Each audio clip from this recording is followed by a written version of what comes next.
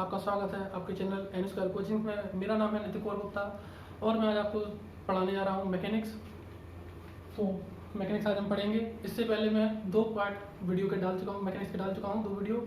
और आपको उनको अगर आप लोग को पसंद आ रही है तो प्लीज़ चैनल को सब्सक्राइब जरूर कर लीजिए और वीडियो को लाइक कीजिए। और जो भी आपके डाउट्स हैं उनको आप कमेंट के द्वारा पूछ सकते हैं। तो इससे पहले मैं आपको इंट्रोडक्शन पढ़ा चुका हूँ मैकेनिक्स का, कि मैकेनिक्स होता क्या है, उसके साथ उसकी उपयोगिता क्या क्या है, और उसके साथ मैंने कुछ आपको इंपॉर्टेंट डेफिनेशन कराई थी।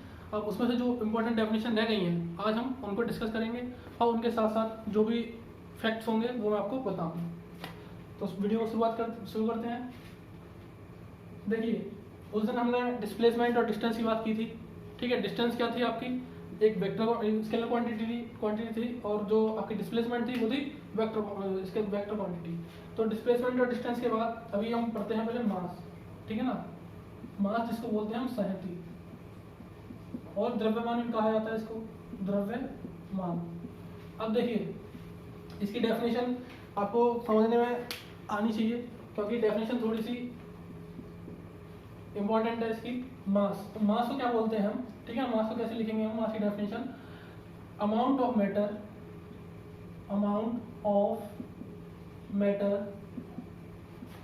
कंटेन्ड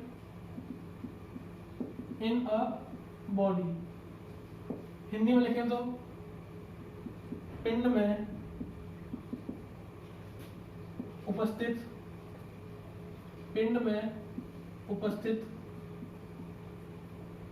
द्रव्य की मात्रा। ठीक है, तो अमाउंट, पिंड में उपस्थित द्रव्य की मात्रा को हम क्या बोलते हैं, द्रव्यमान बोलते हैं। ठीक है, देखिए नाम से ही पता चल रहा है द्रव्यमान, द्रव्य का मान यानी कि कितने अमाउंट में है, यानी कोई भी मैटर है वो कितने अमाउंट में है, ये हमारा होता है मास। ठीक है, जैसे मैं बोलता हूँ आपका कि आपके चावल कितने हैं, 5 kg। ठीक है ना, तो ये क्या है, 5 kg आपका क्या है कि 5 kg यानी कि 5 बार 1 किलोग्राम का 5 गुना आपका क्या है, मास है, यानी कि चावल जो भी है, राइस जो भी हम बोले वो आपका क्या है। ठीक है, ये है अमाउंट, मतलब राइस क्या है आपका मैटर, राइस क्या है, मैटर ही आपका पदार्थ है। ठीक है, और जो 5 kg ये क्या है आपका मास है। ठीक है, मास का मतलब क्या है कि एक जो भी आपकी क्वांटिटी, जो भी आपका मैटर है वो कितनी क्वांटिटी में है उसको हम बोलते हैं मास। आयो आपको समझ में आया होगा, फिर से एक बार समझ लीजिए, पिंड में उपस्थित द्रव्य की मात्रा, जितनी मात्रा होती है उसको हम बोलते हैं उसका मास। इसको हम किलोग्राम में डिनोट करते हैं। ठीक है ना, मास की यूनिट होती है हमारी, मास यूनिट क्या होती है, किलोग्राम। ठीक है, किलोग्राम, इसके नीचे आपकी ग्राम भी होती है। ठीक है, और ये क्या है, मास है आपका, मास हमेशा आपको याद रखना है कांस्टेंट रहता है। ठीक है, मास कांस्टेंट रहता है यानी कि नियत। ठीक है, कांस्टेंट मतलब नियत का मतलब ये है कि आपका मास जो है वो कभी भी चेंज नहीं हो सकता। देखिए, आप चाहे यहाँ पर 5 किलो चावल लेके खड़े हो या वो कहीं और लेके खड़े हो, वो उतने ही रहेंगे, चावल अपने आप घटेंगे बढ़ेंगे नहीं। ठीक है, इसके बाद आता है आपका वेट, इसके ये आपको आयुब समझ में आया होगा। इसके बाद आपका आता है वेट। ठीक है ना, वेट जिसको बोलते हैं हम भार। देखिए, हिंदी और इंग्लिश में आप लोगों को कंफ्यूज नहीं होना है आपको कि मैं हिंदी पढ़ूँ इंग्लिश पढ़ूँ, आप दोनों पढ़िए, क्योंकि आप जब डिप्लोमा के बाद आप कुछ भी करने जाएंगे तो वहाँ पे आपको सब कुछ इंग्लिश में मिलेगा, तब वहाँ पे आप घबराएंगे। इससे अच्छा है कि आप यहीं पे जो भी मैं हेडिंग बता रहा हूँ आपको, बाहर ज़्यादातर मैं कोशिश कर रहा हूँ कि आपको हिंदी इंग्लिश दोनों में बताऊँ, और यहाँ भी मैं कोशिश कर रहा हूँ कि आपको कम से कम हेडिंग तो इतनी हो कि आपको इंग्लिश और हिंदी दोनों में पता हो। अगर आप इंग्लिश को भी प्रेफरेंस देंगे तो आपको आगे फायदा होगा। चलिए वापस आते हैं इस पर, भार की बात करते हैं। देखिए, भार क्या होता है हमारा, भार वह बल जो पृथ्वी किसी वस्तु पर लगाती है। अब देखिए, भार क्या होता है, इसको हम W से डिनोट करते हैं। इसका फॉर्मूला होता है हमारा m/g। तो किसी द्रव्यमान को ठीक है, या हम कैसे कह सकते हैं, कोई वेट क्या होता है, भार होता है हमारा वह बल जो पृथ्वी किसी वस्तु पर लगाती है। देखिए, हम अपनी पृथ्वी से कैसे जुड़े हुए हैं, अभी हम हमेशा पृथ्वी पर चिपके रहते हैं।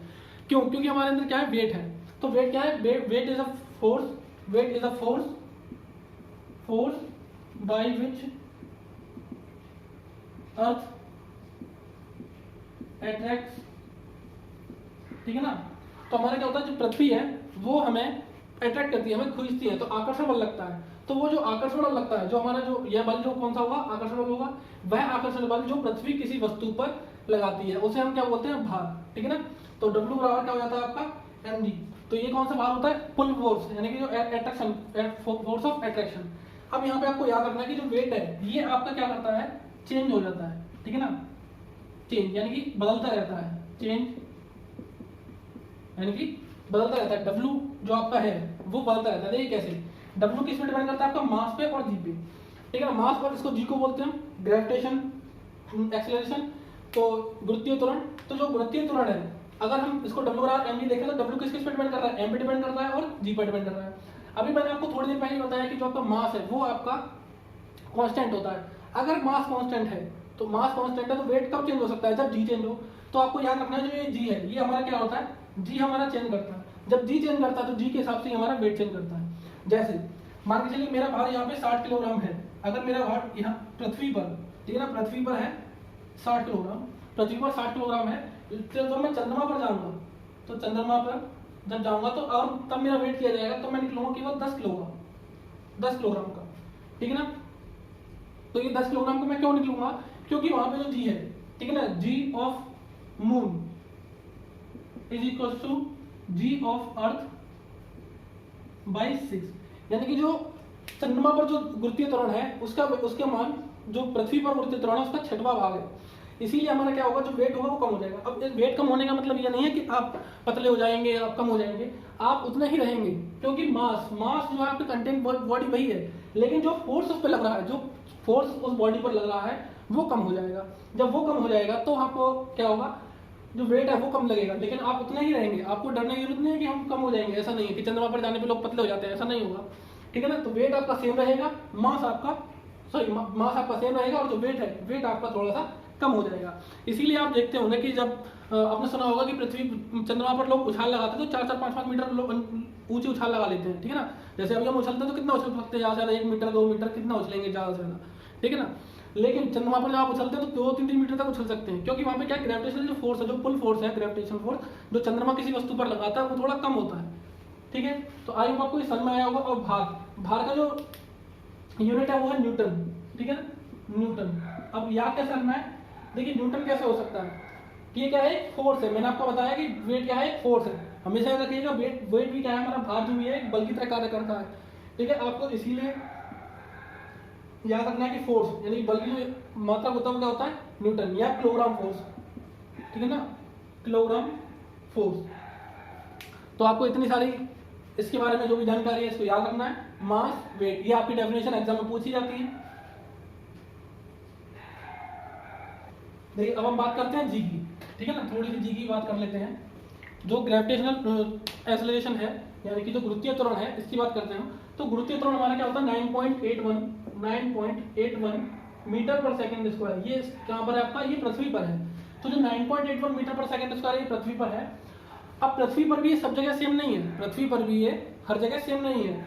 ये क्या है, आपके जो पोल्स है, जो ध्रुव है, पोल्स है वहां पर क्या है, ये जो ध्रुव है, ध्रुव वहां पर ये ज्यादा होता है। ठीक है ना। और जो इक्वेटर है, जो इक्वेटर लाइन है, जैसे आपने पृथ्वी देखी होगी इस तरीके से, अगर ये पोल्स हैं और ये वाली है इक्वेटर, तो यहाँ पर जो जी होगा, यहाँ पर जो जी होगा वो क्या होगा, कम होगा। ठीक है ना। तो देशांतर रेखा जिसको बोलते हैं, ठीक है, देशांतर रेखा है, उस पर हमारा क्या होगा, कम रहेगा। इक्वेटर पे हमारी क्या होती है, हमेशा ये कम होती है। ठीक है। इक्वेटर पे हमेशा क्या रहेगा, जी का मान कम रहेगा, ध्रुव पर कम ज्यादा रहेगा। ये आपसे कई बार एग्जाम्स में पूछा जाता है कॉम्पिटिटिव एग्जाम के अंदर कि पृथ्वी का मान कहाँ ज्यादा होगा, तो आपको दे दिया जाएगा ध्रुव पर, इक्वेटर पे, ठीक है ना, सेंटर पे। अब बात करता हूँ जी सेंटर पे, तो पृथ्वी के सेंटर पे जी की वैल्यू हो जाती है 0। ठीक है। 0 क्यों हो जाती है वो देखिए, क्योंकि आपने पढ़ा होगा कि जी की वैल्यू क्या होती थी, जी m1 m2 upon r square. ठीक है। अगर हम r क्या है, आपके दो पिंडों के, जैसे अगर ये पृथ्वी है, ये पृथ्वी और ये आप है, तो इन दोनों के बीच की जो डिस्टेंस है, जो सेंटर टू सेंटर डिस्टेंस है, इसको बोलते थे हम r। लेकिन अगर ये 0 हो जाएगी, जब ये 0 हो जाएगी तो ये वैल्यू पूरी की पूरी 0 हो जाएगी, तो हमारा क्या होता है 0।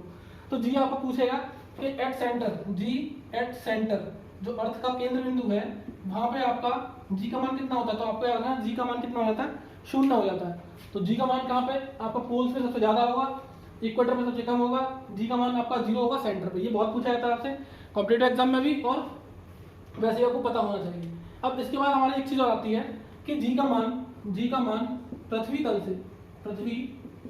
तल से ऊपर व नीचे जाने पर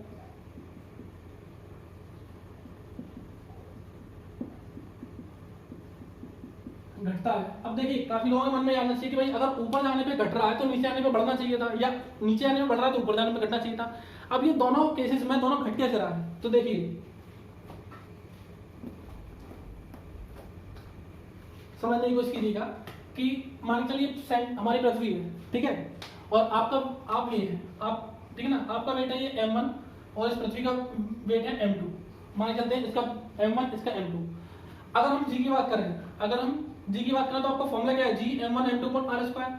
तो देखिए यहाँ से इसकी सेंटर कितनी है, r है, ठीक है, r है। अब देखिए अगर हम इससे दूर जाते हैं तो ये r क्या होगी, r क्या होगी हमारी बढ़ेगी, जो त्रिज्या है इसकी यहाँ से बढ़ती जाएगी। तो पहले जो r थी वो क्या हो जाएगी, ये हो जाएगी, त्रिज्या हमारी बढ़ जाएगी। इन दोनों के बीच की जो दूरी है सेंटर डिस्टेंस है। जब देखिए ये वैल्यू बढ़ेगी तो इसका स्क्वायर और ज्यादा बढ़ेगा। जब इसका r की वैल्यू बढ़ेगी तो r का स्क्वायर और ज्यादा बढ़ेगा, ठीक है। जैसे 2 है, 2 को हम 2 का स्क्वायर कर लेंगे तो 4 हो जाएगा, 3 होगा तो 9 हो जाएगा। तो ये वैल्यू जो होगी, इसकी जो पूरी वैल्यू होगी वो और ज्यादा कम हो जाएगी। जब इसकी पूरी की वैल्यू कम हो जाएगी तो जी का मान क्या हो जाएगा, हमारा कम हो जाएगा। तो जी हमारा कम कैसे होता है, r पर डिपेंड करता है, क्योंकि देखिए मास तो कांस्टेंट रहता है, मास ये भी कांस्टेंट, ये भी कांस्टेंट, ये हमारा ग्रेविटेशनल कांस्टेंट है यूनिवर्सल, केवल r पर डिपेंड करता है। अब देखिए इसके बाद हम बात करते हैं नीचे जाने पर, यानी कि पृथ्वी से जैसे हम ऊपर जाने पे, ये मेरा क्या था एक तरीके से ऊपर जाने पे, अब हम क्या करते हैं पृथ्वी से नीचे आते हैं। हम मान के चलिए यहाँ आ गए, जब हम यहाँ आ गए अब ये r, ठीक है, तो अब हमारी जो r है वो क्या होगी, चेंज हुई, r हमारी हो गई कम, रेडियस कम हो गई। अब देखिए r जो हमारी कम हुई तो ये वैल्यू बढ़नी चाहिए थी, लेकिन ये अब भी कम हो गई। क्यों, क्योंकि जो इस पर देखिए, इस पर जो फोर्स लगाने वाला है, इसके सेंटर पर जो फोर्स लगाने वाला है, जो ग्रेविटेशनल फोर्स लग रहा है वो कितना लगा रहा है, वो केवल पृथ्वी का इतना हिस्सा लगा रहा है, केवल इतना हिस्सा, ये वाला हिस्सा नहीं लगा रहा है, ठीक है। अब कितना हिस्सा लगा रहा है, केवल ये वाला हिस्सा। तो जी हमारा क्या हो जाएगा, यहाँ भी कम हो जाएगा। क्यों, क्योंकि हमारा m2 जो है वो कम हो रहा है। जो पृथ्वी का वेट माना था हमने m2, पृथ्वी का मास, वो m2 हमारा कम हो रहा है। जब ये m2 हमारा कम हो जा रहा है, देखिए इतना सा मास बचा, जब इतना मास बचा तो फोर्स भी जो है कम लगाएगा। आई होप आपको समझ में आया होगा। ये बहुत अच्छा कॉन्सेप्ट है, क्योंकि बहुत से लोग कंफ्यूज रहते हैं इसमें कि उनका क्या रहता है कि अगर ऊपर जाने पे कम हो रहा है तो नीचे आने में घटेगा, लेकिन ऐसा नहीं होता है, ऊपर और नीचे दोनों जाने में घटता है। आपको मैंने रीजन बता दिया प्रूफ के साथ।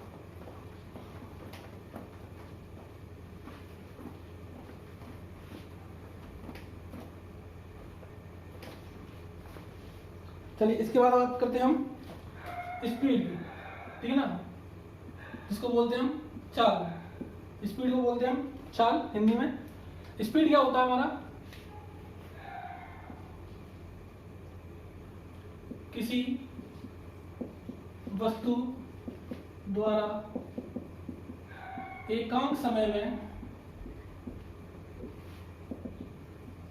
चली गई दूरी। देखिए आपको कभी भी डेफिनेशन याद करनी हो तो आप उसका फॉर्मूला पहले पढ़ लीजिए, ठीक है ना। अगर डेफिनेशन याद करनी हो तब आपको डेफिनेशन, आपने पढ़ा स्पीड का मतलब आपको पता चल गया कि भाई ये होता है, क्या होता है आपका स्पीड होती है आपकी, ठीक है ना। स्पीड ये क्या होगा आपका, दूरी बटे समय, ठीक है ना, यानी कि डिस्टेंस अपॉन टाइम। अब अगर हम क्या करें, टाइम को हम मान लें 1 सेकेंड, अगर हम टाइम को 1 सेकेंड मान लें तो स्पीड क्या हो जाएगी हमारी, डिस्टेंस पर यूनिट सेकंड, ठीक है ना, एक्स पर यूनिट टाइम, यानी 1 सेकंड में चली गई दूरी। तो आप ये भी ले सकते हैं इसकी परिभाषा, 1 सेकंड में चली गई किसी वस्तु द्वारा दूरी, ठीक है। तो अब देखिए दूरी मैंने आपको बताया था क्या है, अदिश राशि है, तो हमारी स्पीड भी क्या रहेगी, ये अदिश राशि रहेगी, ठीक है ना, वेक्टर स्केलर क्वांटिटी। तो आपकी क्या है, स्पीड किसी वस्तु द्वारा एकांक समय में चली गई दूरी, ठीक है, distance covered by a body in a unit time. तो एकांक समय में चली गई किसी वस्तु द्वारा दूरी को क्या बोलते हैं, हम स्पीड बोलते हैं, ठीक है। तो आई होप आपको समझ में आया होगा। आपकी ये क्या है, अदिश राशि है। अगर हम इसकी यूनिट देखें, यूनिट और याद रखिएगा, हर एक चीज की यूनिट याद रखनी है। डिस्टेंस की मैंने बताई थी आपको मीटर, ठीक है, आप किसमें नापते हैं किसी चीज की दूरी को, किसमें नापते हैं, मीटर में या किलोमीटर में, ठीक है ना। तो मीटर हमारी जो एम क्या पद्धति है उसमें, और टाइम को लिखते हैं सेकंड, तो मीटर पर सेकंड। तो स्पीड की आपकी जो यूनिट होगी वो क्या होगी, मीटर पर सेकंड। अब चलिए बात करते हैं वेलोसिटी की। अब देखिए जैसे डिस्टेंस और डिस्प्लेसमेंट में अंतर था, उसी तरीके से आपका स्पीड और वेलोसिटी में अंतर है। वेलोसिटी को लिखते हैं हम चाल, सॉरी वेग, वेलोसिटी को हम लिखते हैं वेग। वेलोसिटी इसकी परिभाषा क्या होती है कि एकांक समय में तय किया गया विस्थापन,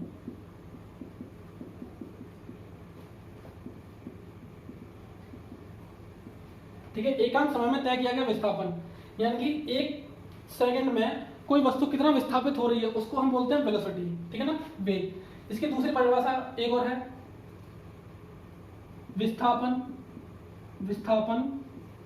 परिवर्तन की दर, ठीक है। विस्थापन परिवर्तन की दर को वेलोसिटी कहते हैं। Rate change of displacement. अब आपको एक चीज याद रखनी है कि जब भी रेट चेंज लिखा है, जब भी आपको रेट चेंज लिखा हुआ मिले तो इसका मतलब समझ लीजिएगा टाइम से डिवाइड हो रहा है, ठीक है। रेट चेंज का मतलब ये होता है कि टाइम से डिवाइड करना। तो वेलोसिटी हमारी क्या होगी, विस्थापन परिवर्तन की दर। इसका जो फॉर्मूला होगा वो क्या हो जाएगा, इसको v से डिनोट करते हैं, v से या स्मॉल u से। तो वेलोसिटी क्या होती है आपकी, डिस्प्लेसमेंट अपॉन टाइम, ठीक है ना, यानी कि विस्थापन बटे समय। आपको अच्छे से याद रखना है कि वेलोसिटी क्या होती है, विस्थापन परिवर्तन की दर होती है, और जो दूर स्पीड होती है ये होती है आपकी दूरी परिवर्तन की दर, या दूरी चली गई दूरी के बटे एकांक समय, ठीक है। तो यहाँ पे हम क्या कर सकते हैं, टाइम को हम 1 यूनिट ले सकते हैं। तो 1 यूनिट लेंगे तो क्या होगा, एकांक समय में तय किए गए विस्थापन को हम क्या बोलेंगे, वेलोसिटी बोलेंगे। लेकिन ये क्या है, एक सदिश राशि है, ये क्या है, एक सदिश राशि, ठीक है, जिसको बोलते हैं वेक्टर क्वांटिटी,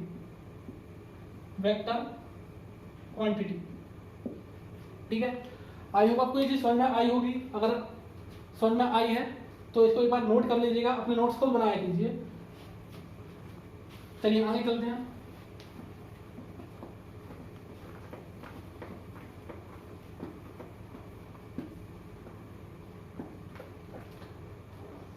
इसके बाद आता है त्वरण,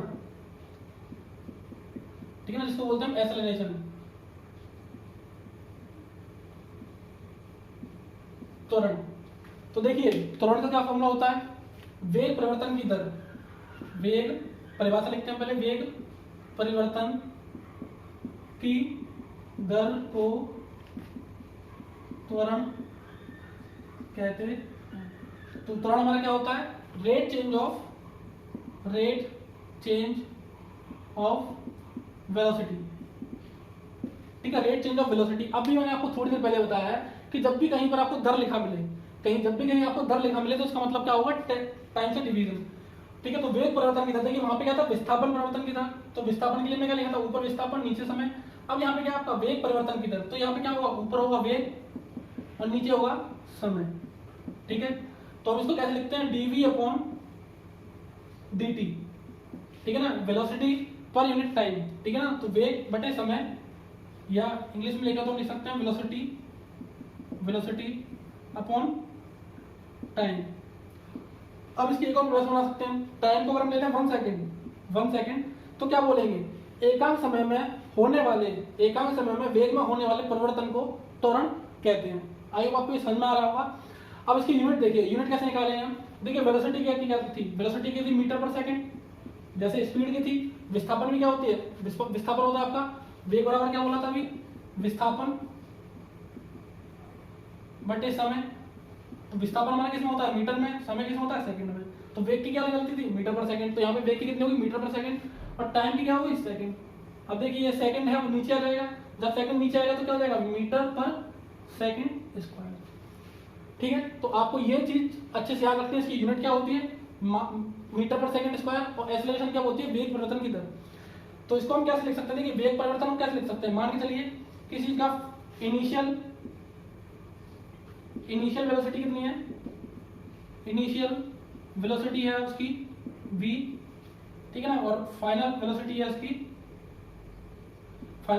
उसकी सॉरी, इसको हम ले लेते हैं u और फाइनल वेलोसिटी ले लेते हैं v।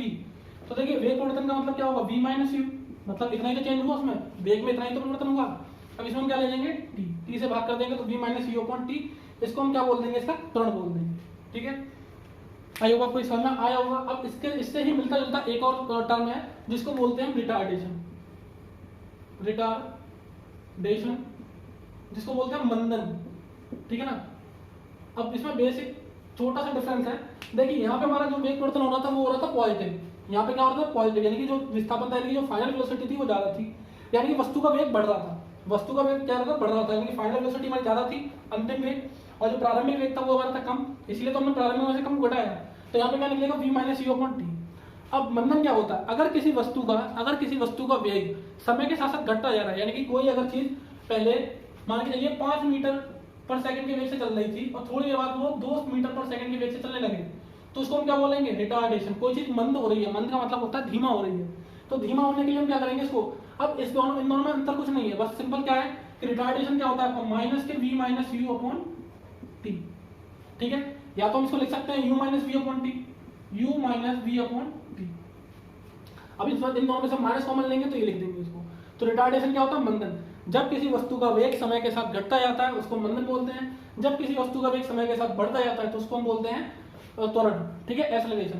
तो आपको ये समझ में आ गया होगा। और यहाँ पे आपको इसकी यूनिट याद रखनी है, दोनों की यूनिट सेम ही है, बस ये क्या होता है इसका नेगेटिव होता है, लेकिन यूनिट आपकी सेम रहेगी मीटर पर सेकंड स्क्वायर। ये आपको यूनिट याद रखनी है क्योंकि अभी हम डायमेंशनल एनालिसिस पढ़ेंगे तो उसमें इनके यूनिट्स का बहुत काम में आएगा।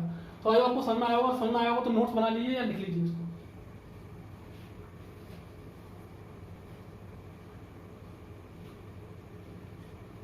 चलिए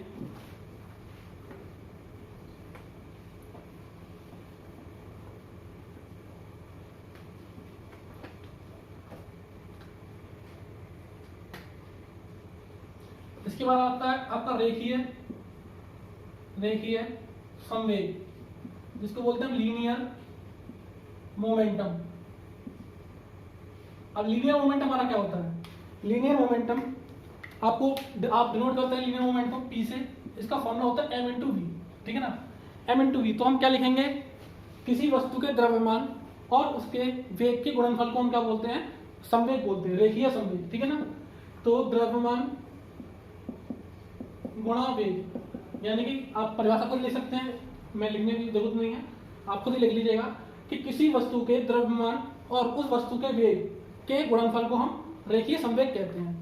इसकी यूनिट क्या होगी, ठीक है ना, मात्रक क्या होगा इसका, किलोग्राम, वेग का क्या होता है मीटर पर सेकंड, तो क्या हो गया इसका किलोग्राम मीटर पर सेकंड। तो रेखीय संवेग की यूनिट कितनी हो गई, किलोग्राम मीटर पर सेकंड। ये आपको अच्छे से याद रखनी है। अब आपको देखिए इसका यूज क्या है, इसका मतलब क्या हुआ, आपको नहीं मिलेगा हर जगह, मैं आपको बताता हूँ इसका मतलब क्या है। इसका मतलब ये है कि अगर किसी वस्तु को, देखिए p हमारा किस पर डिपेंड करता है, m और m पर, और p डिपेंड कर रहा है हमारा v पर।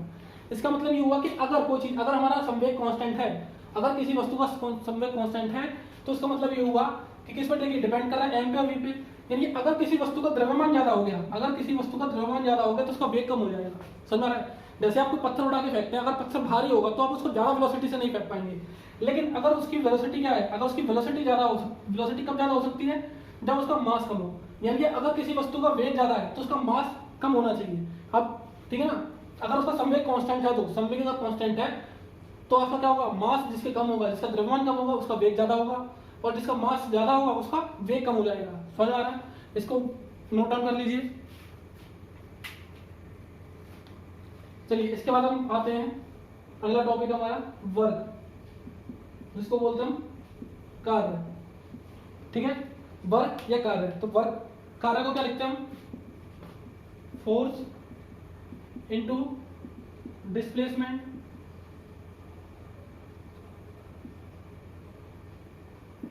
ठीक है, फोर्स इनटू डिस्प्लेसमेंट, यानी किसी बल लगाकर किसी वस्तु को विस्थापन कर देना, बल लगाकर किसी वस्तु को विस्थापन कर देने से क्या होता है, हमारा वर्क कहलाता है, ठीक है। किसी वस्तु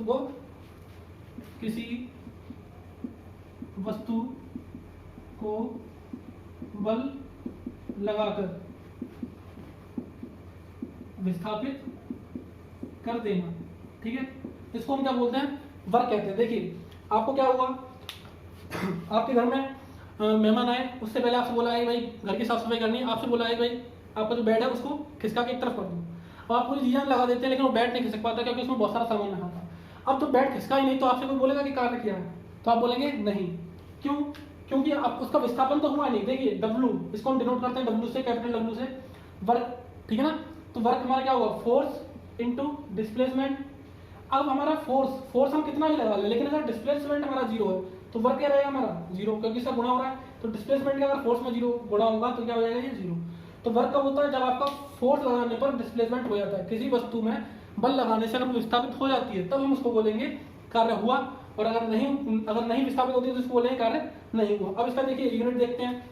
देखिए वेट, फोर्स का वेट क्या हमारा, सॉरी ये हमारा क्या था फोर्स की क्या होती है आपकी न्यूटन,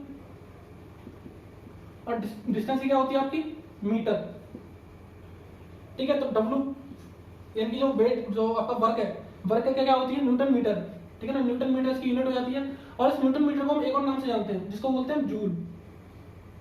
अब आपको याद रखना है वर्क यानी कि जो कार्य है, कार्य की मात्रा क्या होता है, ऐसा ही मात्रक होता है जूल, ठीक है। वर्क का मात्रक जूल, फोर्स का मात्रक न्यूटन, और दूरी का मात्रक मीटर। आई होप आपको ये समझ में आया होगा। तो आप इसकी परिभाषा समझ सकते हैं, वर्क का मतलब समझ सकते हैं, वर्क का मतलब क्या होता है।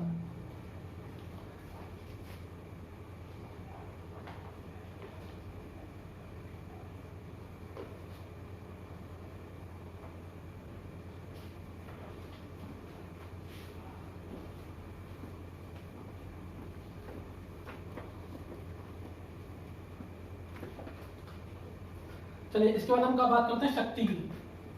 शक्ति जिसको हम बोलते हैं पावर, ठीक है, पावर भी बोलते हैं कुछ लोग पावर। तो शक्ति, तो शक्ति की परिभाषा क्या होती है, कार्य करने की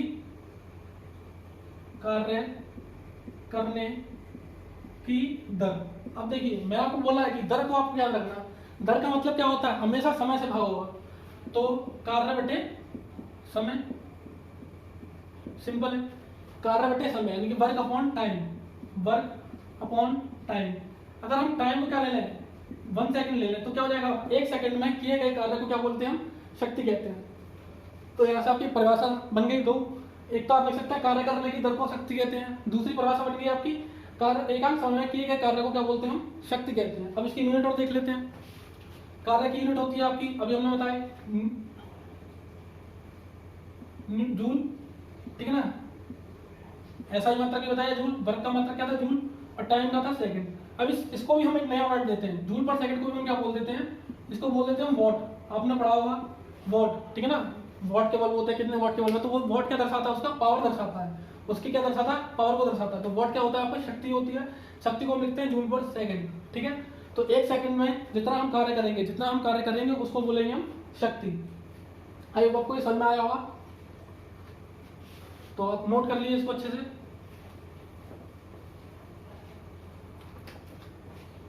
देखिए वीडियो अगर आपको अच्छी लग रही है तो प्लीज सब्सक्राइब कीजिए और लाइक कीजिए, और अपने दोस्तों के साथ शेयर भी कीजिए, क्योंकि जितना आप उसको फैलाओगे उतना अच्छा है। क्योंकि अब जब आप फैलाओगे मुझे मोटिवेशन मिलेगा तो मैं और अच्छा कंटेंट लेके आऊंगा और ज्यादा समझाने की कोशिश करूंगा, और अच्छे से अच्छी चीजें जो आपको कहीं और नहीं मिलेंगी वो सब आपके लिए लेकर आऊंगा। तो आगे बढ़ते हैं। देखिए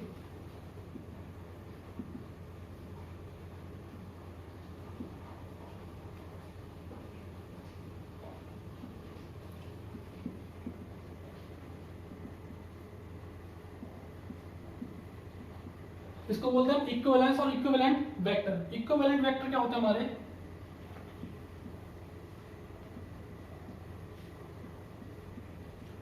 समान सदिश, ठीक है। समान सदिश को हम कैसे लिखेंगे, समान सदिश को कैसे समझाएंगे हम।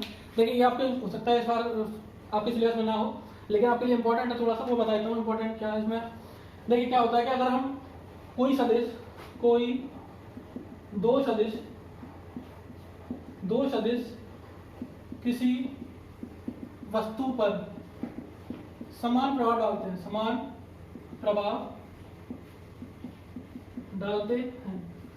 जब कोई दो सदिश किसी वस्तु पर समान प्रभाव डालते हैं तो उसको हम क्या बोलते हैं, उसको हम बोलते हैं इक्विवेलेंट वेक्टर्स या समान सदिश, ठीक है।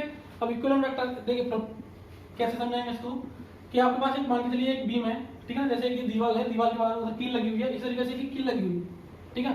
अब मुझे इस कील को मोड़ना है। अगर आपको पता हो कि जब किसी चीज को मोड़ते हैं तो इसको क्या लगाना पड़ता है, बल लगाना पड़ता है। तो हमने क्या करा, बल लगाया, एक फोर्स इधर लगाया, एक फोर्स इधर लगाया। अब देखिए ये जो फोर्स था, ये मान के चलिए मेरा ये जो रॉड थी वो थी 4 मीटर की, ठीक है, और जो ये पॉइंट है ये इसका 2 मीटर की, ठीक है। अब मुझे अगर इसको मोड़ना है, स्किल को मोड़ना है, तो मुझे क्या करना है, मान के चलिए मुझे 5 न्यूटन का फोर्स लगाना पड़ा, यानी कि टोटल मुझे जो फोर्स लगाना पड़ा यहाँ पे कितना लगाना पड़ा, 5 न्यूटन का। तो यहाँ पे जो मोमेंट लगा, मोमेंट, ठीक है, तो ये कितना लगा, मोमेंट का मतलब होता है घूर्ण। तो आपको पता होगा परिभाषा अगर आपने याद पढ़ी हो तो कभी, बल गुणा लंबवत दूरी। तो बल गुणा लंबवत दूरी, बल हमारा ये है और लंबवत दूरी कितनी, 4 मीटर। तो 5 × 4 कितना हो गया आपका, 20 न्यूटन मीटर। ये आपका क्या हुआ, एक इस बल के द्वारा जो घूर्ण उत्पन्न होगा वो। लेकिन अगर हमारा मान चलिए 5 न्यूटन नहीं लगा रहा होता और हमें यहाँ पर बल लगाना होता और हमें उतना ही इसको कील को मोड़ना होता जितना आपने 5 न्यूटन के बल से मोड़ा था, तो आपको उतना ही, अगर 5 न्यूटन के बल से 4 मीटर की दूरी पर जो प्रभाव उत्पन्न किया गया वही मेरे को अगर 2 मीटर की दूरी से उत्पन्न करना है, तो मैं क्या करूंगा, यहाँ पे मुझे 10 न्यूटन का फोर्स लगाना पड़ेगा, ठीक है ना। 10 न्यूटन का फोर्स लगाना पड़ेगा। कैसे लगाना पड़ेगा, क्योंकि मुझे मूवमेंट तो उतना ही चाहिए ना घुमाने के लिए। तो मूवमेंट जब उतना ही चाहिए तो क्या कितना होगा आपका, 10 × 2, तो कितना हो गया आपका 20 न्यूटन मीटर। यानी कि दोनों का प्रभाव देखिए, दोनों का क्या होगा, प्रभाव सेम पड़ेगा, क्योंकि बीम तो आपकी वही है, यानी कि जो सरिया है वही है, या कील जो है वो सेम है। जब सेम है तो उसमें उतना ही हमें फोर्स लगाना पड़ेगा। अब फोर्स हम उतना ले आ रहे हैं, डिस्टेंस हमारी दूरी चेंज हो रही है।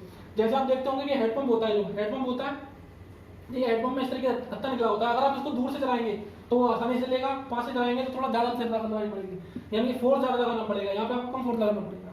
तो उसका भी सेम यही काम है, ठीक है। ये आपका यूज था और ये आपका इक्विवेलेंट ऑफ वेक्टर्स का मतलब था। आई होप आपको समझ में आया होगा। ये आपके इंपॉर्टेंट है, क्योंकि इससे आपको एक चीज ये पता चलता है कि आपको अगर दूरी बढ़ा रहे हैं तो आपको क्या करना पड़ेगा, वेक्टर जो होगी वो ज्यादा, उसकी मैग्नीट्यूड ज्यादा बढ़ानी पड़ेगी।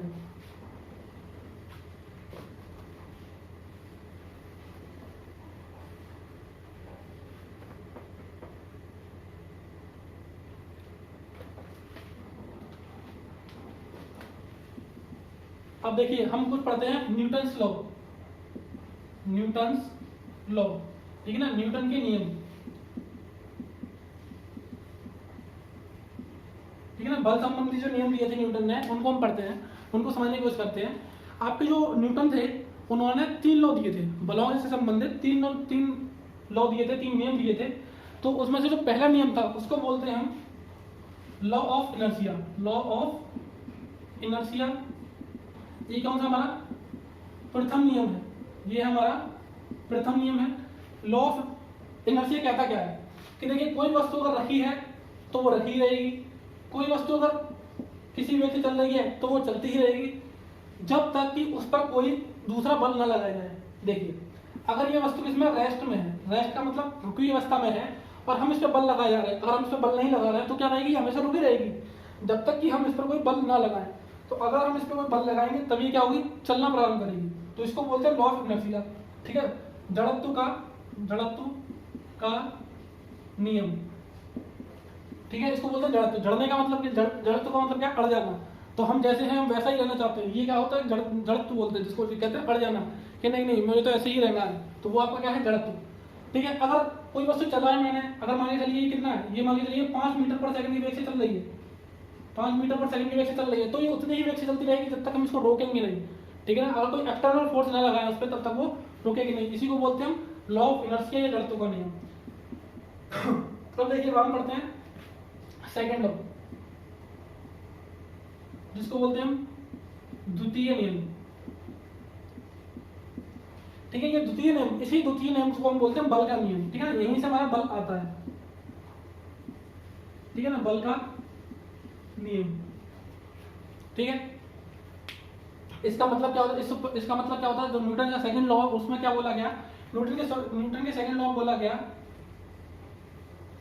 संवेग परिवर्तन,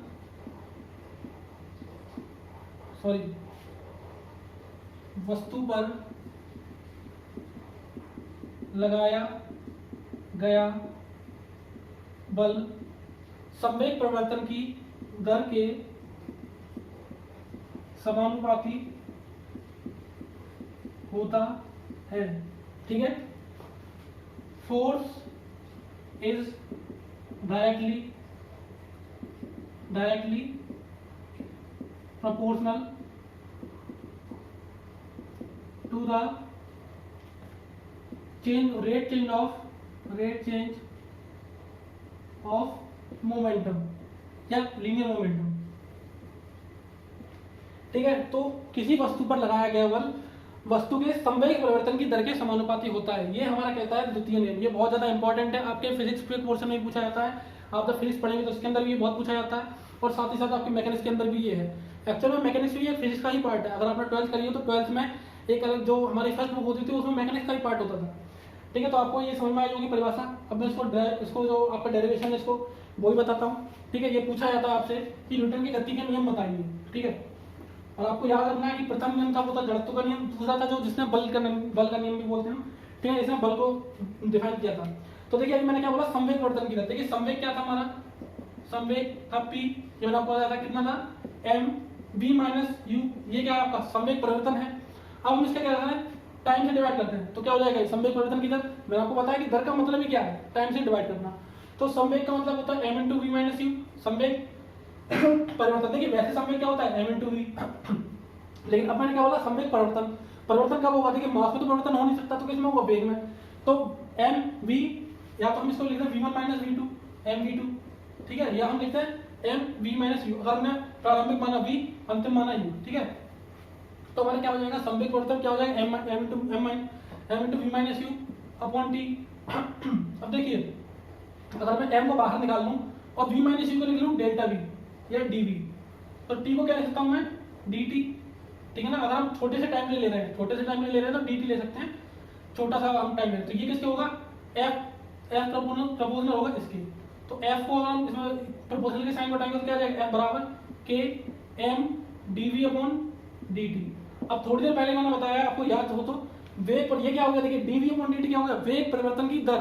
और वेग परिवर्तन की दर को हम क्या बोलते हैं, त्वरण। तो k क्या हो जाएगा हमारा m a, ठीक है ना। कहां से, dv अपॉन dt बराबर a। आप लिख सकते हैं कि हम जानते हैं कि वेग परिवर्तन की दर को त्वरण कहा जाता है। तो f बराबर क्या आ जाएगा आपका k into m into a। और k हम जब फाइंड करते हैं तो k की वैल्यू निकलती है हमारी 1। जब 1 रखेंगे तो 1 कैसे गुणा करेंगे तो क्या आ जाएगा, m बराबर m इंटू a। इसको बोलते हैं हम फोर्स, ठीक है ना, बल। तो बल की आपको जो डेरिवेशन हुआ आ गई, आपसे पूछा जाता है एग्जाम में। तो अब इसकी हम यूनिट निकालते हैं तो क्या हो जाएगा, फोर्स, इसका क्या हो जाएगा, किलोग्राम एक्सेलरेशन, यानी कि त्वरण की क्या थी हमारी, मीटर पर सेकंड स्क्वायर। अब फोर्स है, बल को आपको पता है हम न्यूटन में लिखते हैं। तो 1 किलोग्राम 1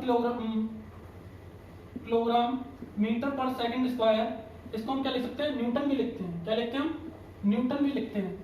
तो इसकी जो ऐसा यूनिट है वो है आपकी न्यूटन, और एम के एस यूनिट है, इसको हम बोलते हैं 1 किलोग्राम मीटर पर सेकंड स्क्वायर। तो आपको ये समझ में आया होगा बल को हमने कैसे डिफाइन किया। बल हमारा कहाँ से आता है, न्यूटन के द्वितीय नियम से, ठीक है ना। बल मिलता है हमको, और उसके परिभाषा क्या होती है, वस्तु पर लगाए गए बल संवेग परिवर्तन की दर के समानुपाती होता है। तो ये हमारा यहाँ से डेरिवेशन हो गया, आपको ये सब चीज समझ में आ गया होगा। अब देखिए एम के एस पद्धति में हमारा कितना, 1 किलोग्राम पर मीटर सेकंड स्क्वायर। लेकिन अगर हम सीजीएस पद्धति देखें तो सीजीएस पद्धति में क्या लिखेंगे, देखिए 1 किलोग्राम मीटर पर सेकंड स्क्वायर है। इसको हमें क्या करना है, इसमें क्या होता है, सेंटीमीटर, ग्राम और सेकंड। तो देखिए 1 किलोग्राम में कितना होता है, 10³ ग्राम। मीटर कितना होता है, 100 सेंटीमीटर के बराबर। सेकंड तो आपका सेकंड ही रहेगा दोनों में। तो यहाँ पे क्या निकल आएगा, 10⁵ gram centimetre upon second square. तो आपको पता चल गया कि, चलिए इसको मिटा के फिर हम दोबारा देखते हैं।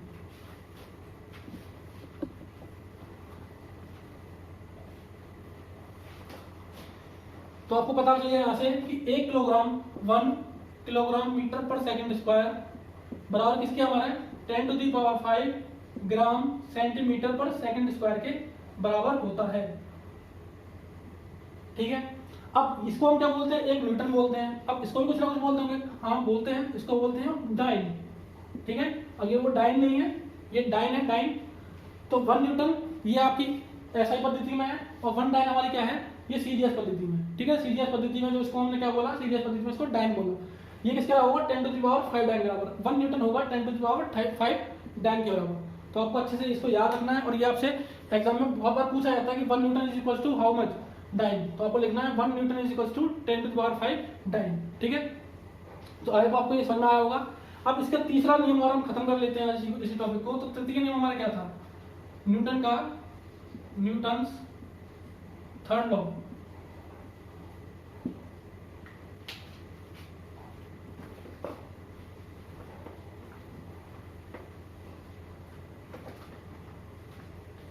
तो न्यूटन्स थर्ड लॉ हमारा तृतीय नियम क्या बोलता है, तृतीय नियम इसको बोलते हैं क्रिया प्रतिक्रिया का नियम। क्रिया और प्रतिक्रिया का नियम, क्रिया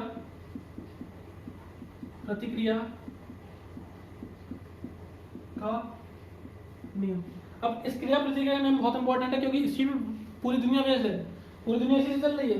एक जब क्रिया करते हैं, यानी कि इसको हम अगर डेफिनेशन में लिखें तो डेफिनेशन में लिख सकते हैं कि एवरी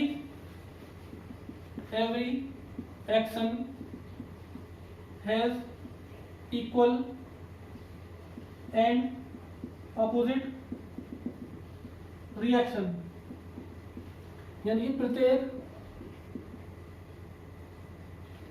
क्रिया के बराबर व विपरीत प्रतिक्रिया होती है। देखिए, अगर इसको आम भाषा में समझना चाहें तो क्या होता है, आम भाषा में जैसे आपको किसी ने एक थप्पड़ लगाया तो क्या होगा, आप भी छोड़ोगे नहीं उसको, आप भी लगाओगे। तो इसी को बोलते हैं क्रिया प्रतिक्रिया। आप जब जैसे आपने किसी दीवार पे थप्पड़ मारा तो आपके हाथ में ही दर्द होता है, ऐसा नहीं कि दीवार को लग रही, दीवार को भी कमी लगी, दीवार को लगेगा ही नहीं, आपको ज्यादा लगेगा। तो क्या होता है, इसी को बोलते हैं क्रिया प्रतिक्रिया। कि जब हम किसी वस्तु पर कोई बल लगाते हैं या क्रिया करते हैं, किसी वस्तु पर कोई बाहरी क्रिया करते हैं तो वो वस्तु भी उस पर क्रिया करती है। इसी की वजह से इसी को हम बोलते हैं क्रिया प्रतिक्रिया। अब ये क्या, ये इंपॉर्टेंट क्यों है, ये आपका थर्ड लॉ या तृतीय नियम इसलिए इंपॉर्टेंट है क्योंकि हर चीज की साम्यावस्था बनाए रखने में काम में आता है। साम्यावस्था का मतलब उस चीज को इक्विलिब्रियम में रखने का। अब जैसे हमारा क्या है, हम पृथ्वी के ऊपर खड़े हुए हैं, हम पृथ्वी के ऊपर खड़े हुए हैं, तो हम क्यों खड़े हुए हैं, हम कैसे खड़े हुए हैं पृथ्वी के ऊपर, इसीलिए खड़े हुए हैं क्योंकि जितना हम वेट डाल रहे हैं इसके ऊपर उतना ही वो रिएक्शन लगा रही है हमारे ऊपर। समझ में आ रहा है, हम जितना बल इस पृथ्वी पर लगा रहे हैं उतना ही पृथ्वी पर बल लगा रही है। अगर ऐसा नहीं होता तो क्या होता, हम पृथ्वी के अंदर चले जाते। समझ में आ रहा है, हम पृथ्वी के अंदर चले जाते। देखिए कैसे,